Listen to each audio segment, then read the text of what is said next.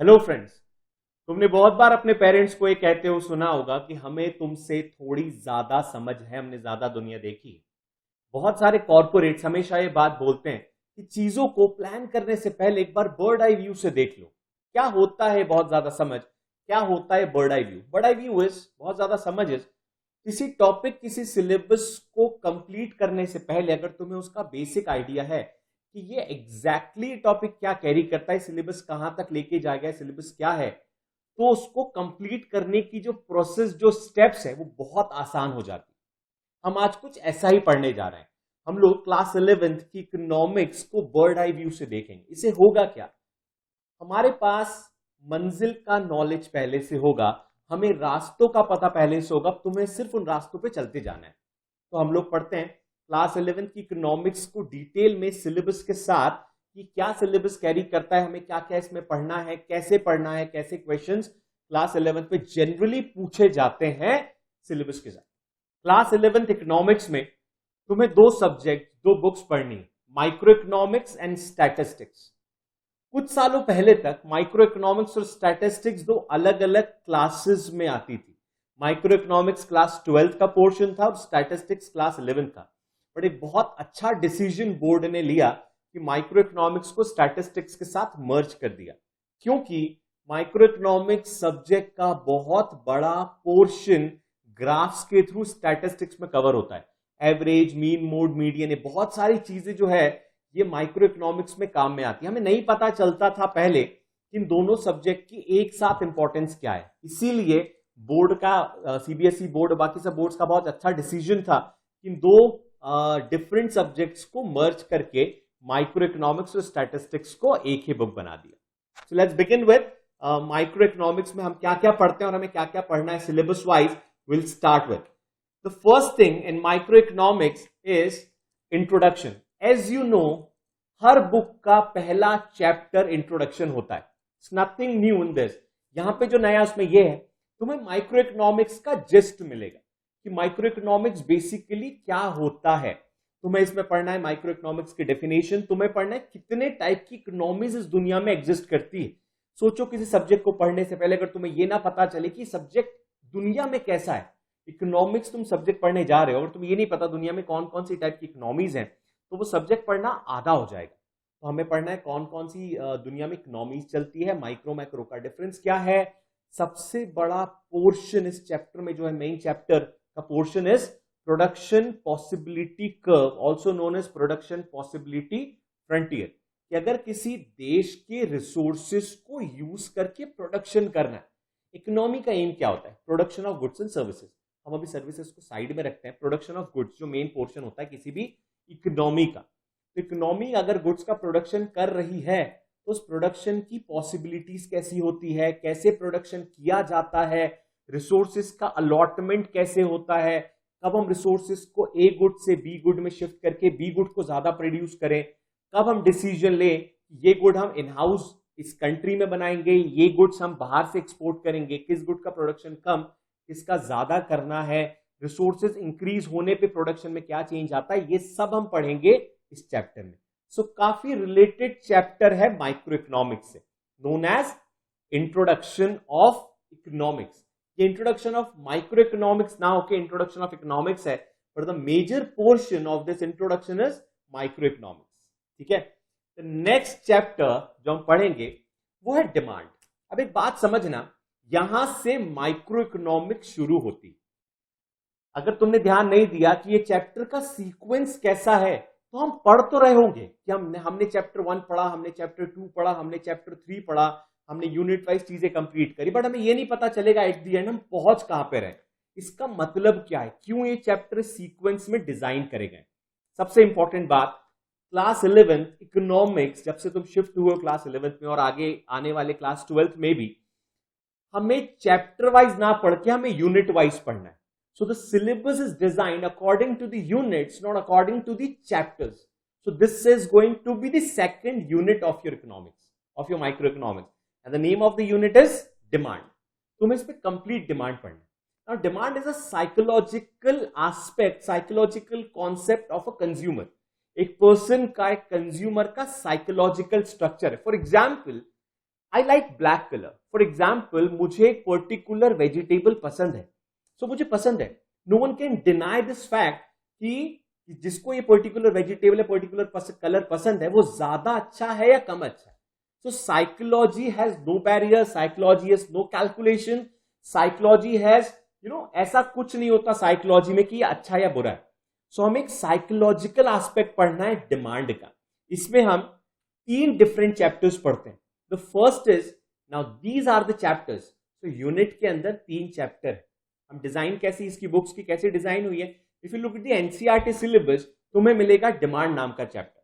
But look at the refreshers, तुम जो refreshers use करते हो किसी भी ऑथर की बुक, उसमें ये यूनिट को 3 चैप्टर में डिवाइड करा है. So first chapter of this unit is consumers equilibrium, consumers behaviour. हमें समझना होता है एग्जैक्टली कंज्यूमर का इक्विलिब्रियम स्टेट कहां पे आता है. Equilibrium state is a position जहां पे कंज्यूमर मूव नहीं करना चाहता, ना आगे जाना चाहता है ना पीछे जाना चाहता है. He want to stay at the position जहां उसको मैक्सिमम सेटिस्फैक्शन मिलेगा out of the commodity, paying for the commodity at given income. किसी कमोडिटी के लिए पर्टिकुलर इनकम पे when he pays for the commodity, उसको जो सेटिस्फैक्शन मिलेगा, जहां पे वो सेटिस्फैक्शन मैक्सिमम होगा, consumer is going to stay there, consumer वहीं पे स्टे हो जाएगा. That is the part of consumer equilibrium. Second thing is a connected chapter. The second chapter in the syllabus is theory of demand. So theory of demand ये बताता है कि consumer कैसे demand करता है. With increase in price demand कम होता है, with the fall in price demand ज्यादा होता है. लॉ ऑफ डिमांड हम इसमें पढ़ेंगे कि कौन कौन सी कमोडिटीज पे लॉ ऑफ डिमांड एप्लीकेबल नहीं होता. जैसे एग्जांपल देता हूं, जैसे सॉल्ट बोला जाता है salt has no economics. Salt अगर बहुत महंगा हो जाए तो हम सॉल्ट का ना छोड़ नहीं देते. सॉल्ट अगर बहुत ज्यादा सस्ता हो जाए तो हम सॉल्ट नहीं खा जाते. Salt is no economics. Medicine has no economics. Emergency conditions in life has no economics. तो हमें समझना होता है कौन कौन से गुड्स, गिफिन, वेबलिन, इस यूट्यूब सीरीज में, कॉमर्स एज की यूट्यूब सीरीज में तुम्हें और भी ऐसे गुड्स के एग्जाम्पल मिल जाएंगे. यूट्यूब सीरीज एक बार चेक करोगे तुम लोग तो तुम्हें मिलेगा कॉमर्सोपीडिया में इन सारे गुड्स के बारे में बेसिक हम पढ़ते हैं. तो ये सारे गुड्स हम पढ़ेंगे, कौन कौन से गुड्स में लॉ ऑफ डिमांड, कौन कौन सी सिचुएशंस में, कौन कौन सी कंडीशंस में लॉ ऑफ डिमांड एप्लीकेबल नहीं होता. फिर हम आगे और पढ़ेंगे इस चैप्टर में डिमांड और क्वांटिटी डिमांड में अंतर क्या होता है. तुम लोग जब पढ़ोगे तुम्हें समझ में आ जाएगा. इनकम राइज होने पे डिमांड में क्या चेंज होता है, इनकम कम होने पे डिमांड में क्या चेंज होता है. This is theory of demand. The third thing is elasticity of demand. जब हम बोलते हैं फ्रेंड्स कि प्राइस बढ़ने पे डिमांड कम हो जाता है, तो एक बात समझना, ये एक क्वालिटेटिव एस्पेक्ट है. With increase in price demand decreases. कितनी, ये लॉ ऑफ डिमांड नहीं बताता. सो थियरी ऑफ डिमांड में सिर्फ इतना बताया जाता है कि law of demand psychologically, theory of demand psychologically कैसे काम करेगा. मतलब प्राइस बढ़ने पे डिमांड कम तो हो रहा है, पर कितना कम, किस एस्पेक्ट में कम, कौन से गुड्स में ज्यादा, कौन से गुड्स में कम, ये बताता है इलास्टिसिटी. इलास्टिसिटी ऑफ डिमांड तुम्हें देता है magnitude of change in demand, कि किसी पर्टिकुलर गुड के या किसी पर्टिकुलर सिचुएशन में प्राइस के इंक्रीज होने पे डिमांड कितना रिड्यूस होता है. लग्जूरियस गुड्स के लिए अलग होगा, नेसेसिटी गुड्स के लिए अलग होगा, type of goods, type of conditions, type of situations, हर चीज में इलास्टिसिटी वेरी करेगी. तो हम different types of elasticity of demand पढ़ेंगे इस चैप्टर में. तो 3 चैप्टर कंबाइंड. फर्स्ट इज हमें बिहेवियर पढ़ना है कंज्यूमर का, कि कंज्यूमर का बिहेवियर कैसा होता है, वो क्या सोचता है. डिमिनिशिंग मार्जिनल यूटिलिटी हमें पढ़ना है. डिमिनिशिंग मार्जिनल यूटिलिटी में हमें पता होता है कि कंज्यूमर जो है उसका बिहेवियर ये बोलता है कि जैसे जैसे हम किसी कमोडिटी का कंजम्पशन करते जाते हैं, satisfaction level goes on decreasing. ये सबको पता है, तुम्हें भी पता है, बहुत बेसिक सी थियरी है. इस थ्योरी को इकोनॉमिक्स के साथ कंबाइन करके एक इकोनॉमिक थ्योरी बनाई है. तो सेकंड इज हमें पढ़ना है कंज्यूमर डिमांड किस बेसिस पे करता है. हमें पता चलता है प्राइस इंक्रीज होने पे डिमांड कम होता है, किस लॉजिक के साथ ये वर्क करेगा, कैसे वर्क करेगा, क्या कहते हैं, ग्राफ कैसे बनने वाला है, शेड्यूल कैसे बनेगा, फिर कौन कौन से गुड्स में डिमांड वर्क नहीं करता. Last is elasticity of demand, that is the quantum of the magnitude of the degree of responsiveness of the consumer, how consumer respond to the change in prices. The next unit is production and supply. Now mark, थोड़ा ध्यान से देखना, mark my words. 2 chapter हो गए, 2 units हो गए. Just leave introduction. After introduction the first unit is demand, the second unit is production. Introduction के बाद जो पहला यूनिट हमने देखा वो था डिमांड, और जो दूसरा हमने देखा वो है प्रोडक्शन एंड सप्लाई. सो हम पहले देख रहे हैं डिमांड, अब हम देख रहे हैं supply. This is the second unit. So demand and production and supply में क्या होता है? So production and supply consist of 5 different chapters. 5 अलग अलग चैप्टर्स का कॉम्बिनेशन है. सबसे बड़ा चैप्टर होगा ये तुम्हारी बुक में. डिमांड कंपैरेटिवली इजी होता है. एक ही इश्यू है डिमांड के साथ, that is it works on psychology. तो something which works on psychology is difficult to understand. It is not difficult to write the chapter. 2 बात समझना, उस चैप्टर को साइकोलॉजिकली समझना थोड़ा सा मुश्किल है, बट चैप्टर के आंसर्स लिखना बहुत मुश्किल नहीं है. दोनों अंतर है दोनों बातों में. हम किसी की साइकोलॉजी समझने जा रहे हैं, so obviously it is something challenging. It's a science. In India if there are 135 crore people, so there are 135 different psychologies. लेकिन जब हम बात करते हैं प्रोड्यूसर्स की, तो production is not the game of psychology, it is the game of numbers, it is the game of profit. For example, if I ask you the question, तुम अपने अपने हिसाब से इसको आंसर दो, खुद ही अपने मन में इसका आंसर दो कि there is a producer A and there is a producer B. A is earning the profit of 10,000 per month and B is earning the profit of 1,50,000 a month. Who is earning better? हमने यही question जब black colour और vegetable के साथ पूछा तो हमारे पास answer नहीं था कि कौन सा कलर ही सही कलर है, बट कौन सा प्रॉफिट सही profit. The one who is earning 10,000, the one who is earning 1,50,000. Obviously the answer is, तुम लोगों ने दे दिया होगा अपने मन में, the answer is 1,50,000. Suppose if I'll say कि 1,50,000, one who is earning 1,50,000, वो लिकर, सिगरेट, हैजार्डस चीजें, इनका बिजनेस करता है. The one who is earning 10,000 is selling organic food, वो अच्छी चीजें, एनवायरमेंट फ्रेंडली प्रोडक्शन करता है. सो क्या अब भी आंसर 1,50,000 होगा? So being an economics student, being an economics person, answer is 1,50,000. क्योंकि profit is profit. Economics has less to do with the welfare. Yes, we are going to include it. हम include करते जरूर हैं, but who is earning profit की हम बात करें, so 1,50,000 is the best person. This is economics law. Psychologically, emotionally, ethically, we all know the person is not doing correct things, but economics says yes, unless and until the person is doing the illegal activities, वो सही है. He is earning the good profit. तो difference समझ में आया. हमें demand में क्या पढ़ना होता है? More of psychology. हम प्रोडक्शन पे आते हैं, मोर of a number game. First thing first, production में पढ़ना होता है प्रोडक्शन फंक्शन. प्रोडक्शन कैसे काम करता है, 2 चीजें इसमें पढ़नी, short run, long run. But in your syllabus सिर्फ शॉर्ट रन प्रोडक्शन फंक्शन है. Long run is not there in the part of syllabus. Short run production function का सिंपल सा स्ट्रक्चर होता है कि जब कोई कंपनी, जब कोई प्रोडक्शन यूनिट कम टाइम में, शॉर्ट रन में, जिसका कोई टाइम लिमिट नहीं है, it is not timely defined, it is conditionally defined. मतलब 6 months, 9 months, 1 year, this is not short run. Short run is जब इतना कम टाइम हो कि कंपनी अपने फिक्स्ड फैक्टर्स को चेंज ना कर पाए, कंपनी सिर्फ और सिर्फ अपने वेरिएबल फैक्टर्स को चेंज करे, तो उसको शॉर्ट रन कहते हैं. जब इतना कम टाइम हो कि कंपनी को प्रोडक्शन बढ़ाने के लिए फिक्स फैक्टर बढ़ाने का टाइम ना मिले, ना लैंड साइज इंक्रीज करने का, ना कैपिटल इंक्रीज करने का, ना मशीनरी इंक्रीज करने का, प्रोडक्शन यूनिट में कुछ भी चेंज नहीं कर सकते, प्रोडक्शन लाइन चेंज नहीं कर सकते. What we can change is our labours, what we can change is our raw material. So this phenomena when we cannot increase our fixed factor, only increase our variable factors, is known as short run production function. हमें short run production function पढ़ना है कि अगर हम variable factors increase करते हैं तो हमें रिटर्न कैसे कैसे मिलते हैं. 3 टाइप के रिटर्न्स हमें पढ़ने हैं, increasing return, diminishing return and negative returns. This is what the chapter contains. इसमें यही है, शॉर्ट रन प्रोडक्शन फंक्शन के अलग अलग फेजेस समझाए हैं, यही चैप्टर को मेन कैरी करता है. तो इस पूरे चैप्टर में अगर तुम्हें क्वेश्चन वाइज बताऊं तो बहुत फन है इस चैप्टर में.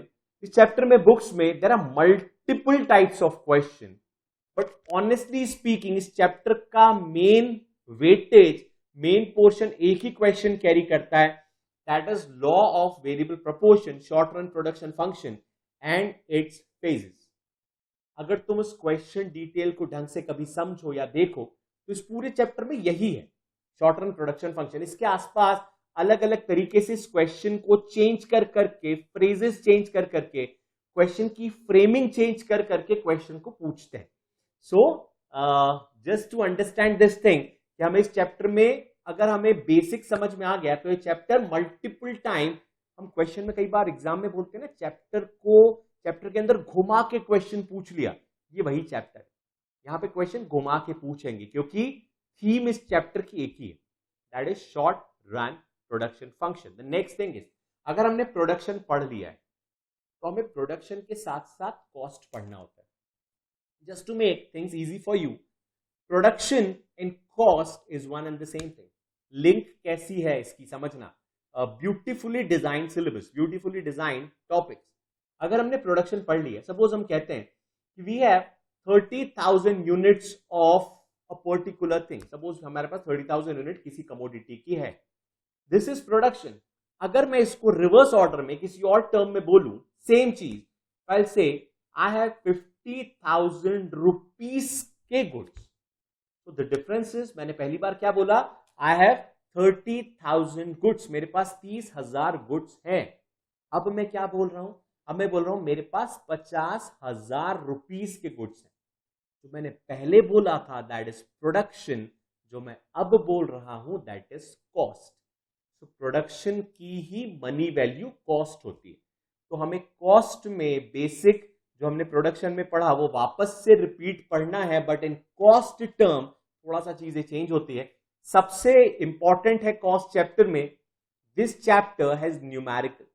इस चैप्टर में तुम्हें न्यूमेरिकल सॉल्व करने, मल्टीपल टाइप ऑफ न्यूमेरिकल, तुम्हें थोड़े पजल न्यूमेरिकल्स भी आएंगे कि फिल इन द ब्लैंक होगा, जो तुमने सुडोकू कभी खेला होगा तो कुछ कॉस्ट दे देंगे, total cost, variable cost, marginal cost, ये कुछ कॉस्ट दे देंगे और बीच में से कुछ कुछ वैल्यूज गायब करेंगे, suppose to fill the values. इसमें से क्या निकलता है, it's basically like sudoku, it's a fun game and you will enjoy a lot if you love doing maths at basic level. घबराने की बात नहीं होती, कई बार मैथ्स उनके कॉमर्स के स्टूडेंट्स के साथ होता है, वाह मैथ्स यही तो छोड़ के आए थे, नहीं, maths at basic level, if you like fun of maths, this is a good chapter for you. The next thing is revenue. हमने प्रोडक्शन और कॉस्ट जो एक ही पार्ट है पढ़ लिया, अब हमें मार्केट में जाके गुड्स को बेचना है, गुड्स बन तो चुके हैं, तो the next part is goods को बेचने के बाद रेवेन्यू कितना आता है। बहुत ही छोटा सा चैप्टर है रेवेन्यू, और ये मान के चलना revenue is actually a pre phase of producers equilibrium. Revenue एक प्री वर्जन है, प्रिलिमिनरी एक्सरसाइज है producers equilibrium. So let's understand producers equilibrium first. Producers equilibrium जैसे कंज्यूमर इक्विलिब्रियम था, the point where consumer earns maximum profit, maximum satisfaction, this is a situation when producer earns maximum profit. जब producer का profit सबसे ज्यादा होता है, वो कहां पे ज्यादा होगा, when the cost of the production is less and revenue through the production is maximum. So difference between cost and revenue is profit. तो जितना ज्यादा रेवेन्यू होगा, जितना कम कॉस्ट होगी, वो प्रॉफिट होने वाला है। तो हमने कॉस्ट तो पढ़ लिया, प्रोड्यूसर्स इक्विलिब्रियम के लिए हमें रेवेन्यू पढ़ना होता है कि रेवेन्यू कितने टाइप के होते हैं। Revenue market to market vary करता है। For example, a firm is in perfect competition, revenue अलग होगा, firm is in imperfect competition, revenue अलग होगा। अब मैंने दो टर्म यूज करे, perfect competition and imperfect competition. Understanding revenue is comparatively easy, लेकिन जब ये मार्केट आ जाता है तो चीजें चेंज हो जाती है। सो फॉर रेवेन्यू एक बेसिक नॉलेज मार्केट का होना जरूरी है कि कौन से दो टाइप के market. So technically broadly classifying market दो टाइप के होते हैं, परफेक्ट एंड इम्परफेक्ट। इम्परफेक्ट के अंदर अलग अलग टाइप के मार्केट से हमें आगे सिलेबस में पढ़ना भी। तो हर टाइप के मार्केट का एक रेवेन्यू स्ट्रक्चर होता है, हमें वो समझना है। हम रेवेन्यू स्ट्रक्चर समझ जाएंगे तो हमारे पास अब दो चीजें होगी, एक होगा कॉस्ट, फर्म ने गुड्स को बनाने में कितनी कॉस्ट इनकर करी, एक होगा रेवेन्यू, फर्म ने गुड्स को बेचते टाइम कितना रेवेन्यू अर्न करा। Difference between this cost and the revenue is the profit of the firm. तो जिस पॉइंट पे ये प्रॉफिट मैक्सिमम होगा, The point where profit of the firm is maximum is the point known as producers equilibrium. Again, दो type के producers equilibrium बनेंगे, एक imperfect market में और एक परफेक्ट मार्केट में, क्योंकि दोनों का प्राइस अलग अलग। अगेन, प्रोड्यूसर्स इक्विलिब्रियम में दो अप्रोचेस है, तुम लोग जब उस सिलेबस पे पहुंचोगे तो मैं समझ में आएगा, TRTC and MRMC. TRTC generally is not going to be the part of your syllabus, it is there in NCERT, पर MRMC मार्जिनल रेवेन्यू और मार्जिनल कॉस्ट अप्रोच ही सिलेबस का पार्ट बनने वाला है। The last is theory of supply. It is the attachment, it is the subsidiary part of this chapter, ऐसे मानना, क्योंकि हम प्रोडक्शन पढ़ रहे हैं तो हमें एक सप्लाई भी पढ़ना है। अब किसी को सप्लाई चैप्टर पढ़ना है तो एक बेसिक हिंट देता हूं, एक बेसिक ट्रिक बताता हूं। डिमांड चैप्टर को अच्छे से पढ़ लो, और जहां जहां डिमांड में तुमने प्राइस और डिमांड के साथ जो रिलेशनशिप लिखा है उसी का उल्टा रिलेशनशिप सप्लाई के साथ होगा। फॉर एग्जाम्पल, प्राइस बढ़ने पे अगर डिमांड कम होता है, which is so obvious for the consumer, तुम सब समझ सकते हो उस बात को, तो प्राइस बढ़ने पे सप्लाई बढ़ जाएगा। क्या समझ में आया कि डिमांड और supply two different phenomena, two opposite phenomena. So in case if the price increase and demand falls, in supply case with increase in price, supply also increases. Rest everything, almost everything is same in the demand and supply chapter. Demand और supply chapter में सब कुछ same होगा।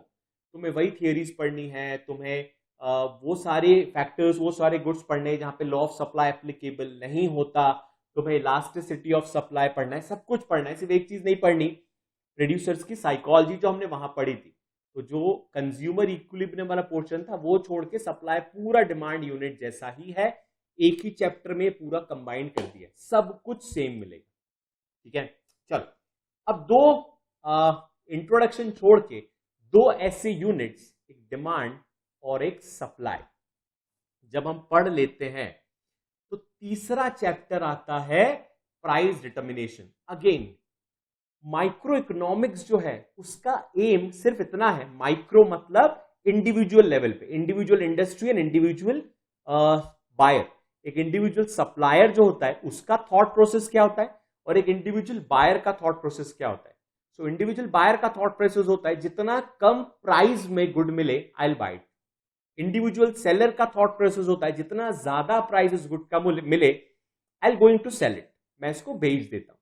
So ultimately the thing is both buyers and sellers depends on the level of price for the good. मतलब जो buyer और seller है वो उस प्राइस को लेके ही चिंता करता है।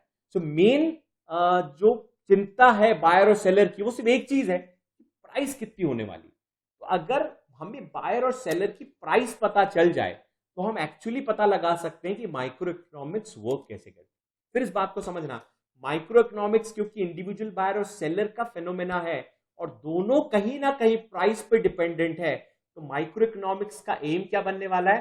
So aim of micro economics is to determine the price. यही थीम है इस पूरे बुक की। तो इस बुक की थीम के हिसाब से हम जाएं तो हमने सबसे पहले देखा डिमांड इंट्रोडक्शन के बाद, और फिर हमने देखा सप्लाई, और जहां डिमांड और सप्लाई मिलती है वो होता है प्राइस। एग्जांपल के साथ समझाता हूं तुम लोगों को। सपोज तुम में से कोई, तुम अपने ऊपर लो, तुम मार्केट जाते हो to purchase apple, the price of the apple what you think is 80 rupees. That means you are going to purchase, you would like to purchase the apple at 3 rupees, at 80 rupees a kg. Seller अपनी जगह सोच के बैठा है that I'll sell 1 kg of apple at 120 rupees a kg. So वो 120 पे सोच के बैठा है, तुमने 80 सोचा हुआ है। कभी भी एप्पल सेल नहीं होगा। तुम वहां पहुंचे, तुमने उसे अपना प्राइस बताया, उसने अपना प्राइस बताया, फिर तुम लोग नेगोशिएट करके दोनों एक प्राइस पे पहुंचे हो, the price is 100 rupees. Now who decides the price? My answer is no one. ना तुमने डिसाइड करा ना उसने डिसाइड करा, ना तुम ये प्राइस चाहते थे ना वो ये प्राइस चाहता था। ये प्राइस मार्केट की सिचुएशन ने डिसाइड करा कि दोनों एक प्राइस पे आके अग्री हो गए, the price is 100 rupees a kg. So this price is not decided, rather this price is determined in the market. Market में प्राइस अपने आप डिटरमाइन हो गई है। It all depends on the availability of demand it all depends on the availability of supply. Demand और supply की availability पे depend करती। तो किसी कमोडिटी का प्राइस पता करने के लिए हमें डिमांड और सप्लाई समझनी होती है। बस हमने डिमांड समझा, हमने सप्लाई समझने के लिए प्रोडक्शन भी समझना जरूरी होता है। Now the last part is, the last unit is price determination and market forms. अब प्राइस के साथ मार्केट फॉर्म्स का क्या स्ट्रक्चर है? अगेन वही स्ट्रक्चर है जो रेवेन्यू में था। जब हम कमोडिटी को मार्केट में बेचने के लिए ले आते हैं, उसके पहले तक कमोडिटी कंपनी, फर्म, इंडस्ट्री की होती है। तो जब तक कमोडिटी कंपनी, फर्म और इंडस्ट्री की है, तब तक वो कमोडिटी कंपनी की है। उसमें कितनी कॉस्ट इनकर होगी, वो महंगा गुड बनेगा, सस्ता बनेगा, कौन सा रॉ मटेरियल यूज होगा, ये कंपनी की responsibility. After it goes to the market, जैसे ही मार्केट में कमोडिटी आ गई, कंपनी का रोल खत्म। अब वो प्रोडक्ट कितने में बिकेगा, that depends on market. Market में अगर बहुत सारे सेलर हैं तो वो प्रोडक्ट कम प्राइस में बिकेगा। मार्केट में अगर बहुत कम सेलर हैं तो प्रोडक्ट ज्यादा प्राइस में। मार्केट में अगर डिमांड बहुत ज्यादा है इस कमोडिटी की, so we are going to charge high price. Market में अगर डिमांड कम है तो we can't charge high prices. So the prices is not going to be decided by the company, it is determined by the market. What market say हम बेच देंगे. It all depends on the market. So price determination is somehow linked with market forms. चलो दो चीजें यहां पे थी, price determination, market forms. दो चैप्टर हैं, प्राइस डिटर्मिनेशन के साथ मार्केट फॉर्म्स अटैच हुआ है। प्राइस डिटर्मिनेशन अलग चैप्टर है, मार्केट फॉर्म्स अलग चैप्टर है। हमें अलग अलग टाइप के मार्केट फॉर्म्स को समझना पढ़ना होता है। One of the market form is, मैंने तुम लोग को बताया था, perfect competition. Another market form is imperfect competition, जिसके अंदर 3-4 अलग अलग कॉम्पिटिशन हैं, जैसे monopolistic, oligopoly, duopoly. These are the market structure जो हमें पढ़ना है। मोनोपोली, तो मोनोपोलिस्टिक, मोनोपोली, ओलिगोपोली, डुओपोली, ये हमें मार्केट स्ट्रक्चर पढ़ने हैं।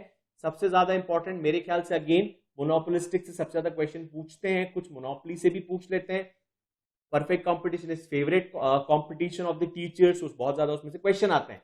प्राइस डिटर्मिनेशन में डिमांड सप्लाई पढ़ना होता है वापस से, पर इस बार एक साथ कंबाइन करके कि कैसे प्राइस कहां कहां पे डिटरमाइन होती है। So this is what the theme of microeconomics is. The theme is कि हमें बैलेंस करना होता है बिटवीन डिमांड एंड सप्लाई। जहां ये बैलेंस बैठे, जहां ये बैलेंस सेट हो जाएगा, that point, that balance is known as microeconomics. यही माइक्रोइकोनॉमिक्स है कि हमें बैलेंस करना है। चलो next thing is statistics. After microeconomics हमें जो दूसरी चीज पढ़नी है वो है न्यूमेरिकल वाला चैप्टर, स्टैटिस्टिक्स। इसका बहुत बड़ा सेक्शन, बहुत बड़ा पार्ट हम क्लास 10th में पढ़ चुके हैं, लेकिन फर्स्ट चैप्टर का और थोड़ा सा इंट्रोडक्शन वाला। रेस्ट ऑफ द चैप्टर्स हमें वापस से पढ़ने हैं। तो इंट्रोडक्शन जो पार्ट है, इंट्रोडक्शन वाला पार्ट, उसमें तुम्हें स्टैटिस्टिक्स के बारे में समझाया है कि स्टैटिस्टिक्स क्या होता है, कितनी डेफिनेशन है स्टैटिस्टिक्स की, plural definition, singular definition, types of statistics कैसी, बहुत बेसिक और definition oriented chapter. Depends on teacher इसे कितना करवाते हैं। Most of the time this chapter contains definition and definition of statistics. Different authors different form में definition समझाई गई। बस this what the chapter is, introduction statistics के बारे में। The second part is 3 basic चीजें, collection of data, organisation of data and presentation of data. If you look into the chapter, तुम्हें पता चलेगा, अगर तुम में से किसी को स्टैटिस्टिक्स की डेफिनेशन आती है और आने वाली है, तो तुम्हें स्टैटिस्टिक्स की डेफिनेशन का पता चलेगा। स्टैटिस्टिक्स की डेफिनेशन में ही कलेक्शन, ऑर्गेनाइजेशन और प्रेजेंटेशन ऑफ डेटा है। मतलब स्टैटिस्टिक्स का एक्चुअल मतलब होता है सैंपल की स्टडी। और सैंपल कलेक्ट करने के लिए, सैंपल होता है किसी भी पॉपुलेशन का, एक हम सैंपल कलेक्ट करते हैं मजबूरी में, क्योंकि हम पूरी पॉपुलेशन की स्टडी नहीं कर पाते। तो collection of sample, study on the sample is statistics.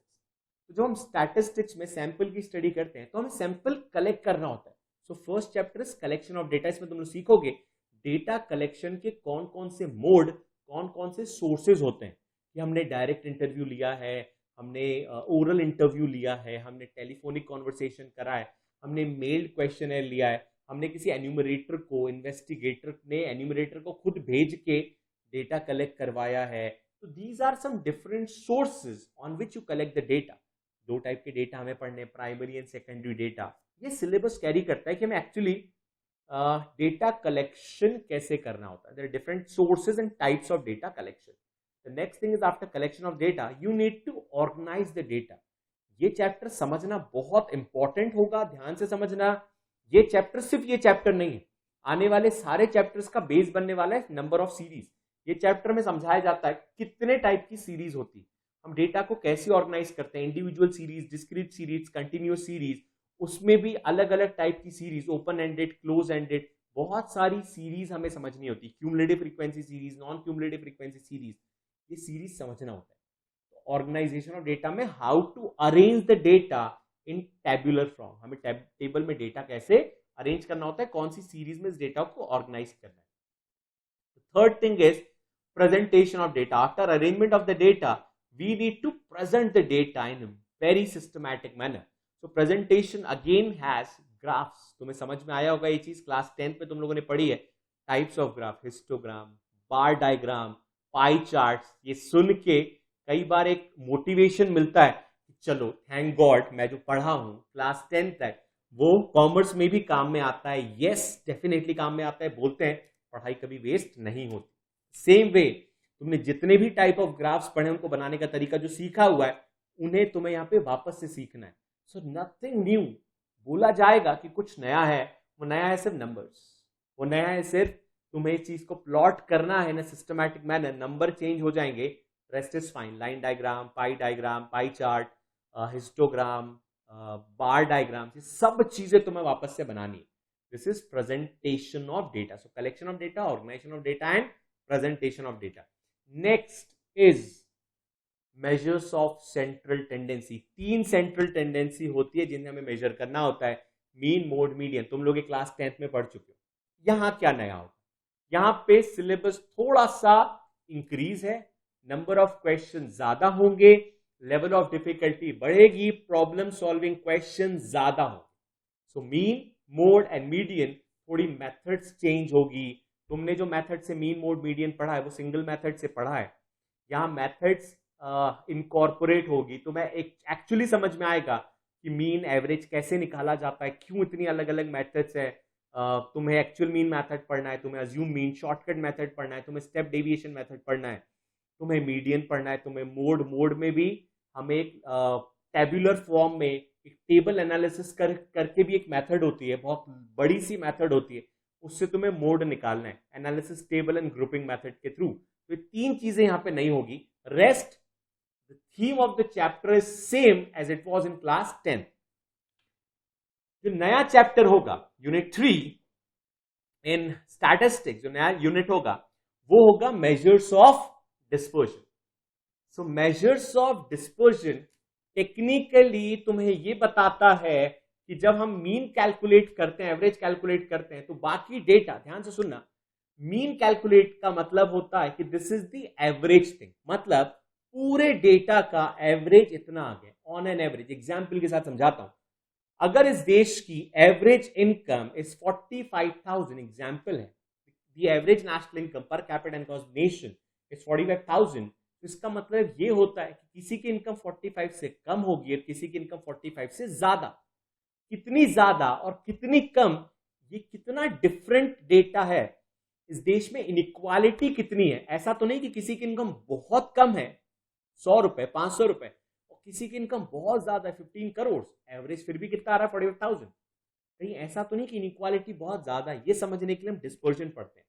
Dispersion में हमें समझना होता है 3 चीजें, एक रेंज जिसमें 2 रेंज है, सिंपल रेंज और क्वार्टाइल रेंज। क्वार्टाइल रेंज होता है डेटा का टोटल रेंज, कि डेटा का मैक्सिमम साइज मैंने अभी बताया 15 करोड़ और 500, ये डेटा की रेंज हुई। मीन इसके बीच में कहीं निकलता है, सो हमें रेंज पढ़ना होता है, what is the range of the data. कई बार ये क्वार्टाइल रेंज पूछते हैं। क्वार्टाइल रेंज इज एग्जैक्टली, अगर तुम्हें मीडियन आता है तो उस मीडियन के फॉर्मूले पे ही क्वार्टाइल रेंज है, तुम्हें समझ में आएगा। Exactly 2 copy of median. Trick, unnecessarily 2 syllabus पढ़ने से अच्छा हम मीडियन समझ के क्वार्टाइल पे एप्लीकेबल कर ले। बस जहां जहां पे 2 आता है उसको 4 से रिप्लेस करना है। So quartile is dividing the range in 4 equal parts. 4 part में डिवाइड करने को ही क्वार्टाइल कहते हैं, divide by 4। Median is dividing the data by 2, 2 part में डिवाइड करके मीडियन निकलता है, 4 पार्ट में डिवाइड करके क्वार्टाइल निकलता है। फिर हमें पढ़ना है mean deviation, on an average कितना डेविएशन आता है समझेंगे, इसका एक फॉर्मूला होता है सिंपल सा, और लास्ट हमें इस चैप्टर में पढ़ना होता है स्टैंडर्ड डेविएशन।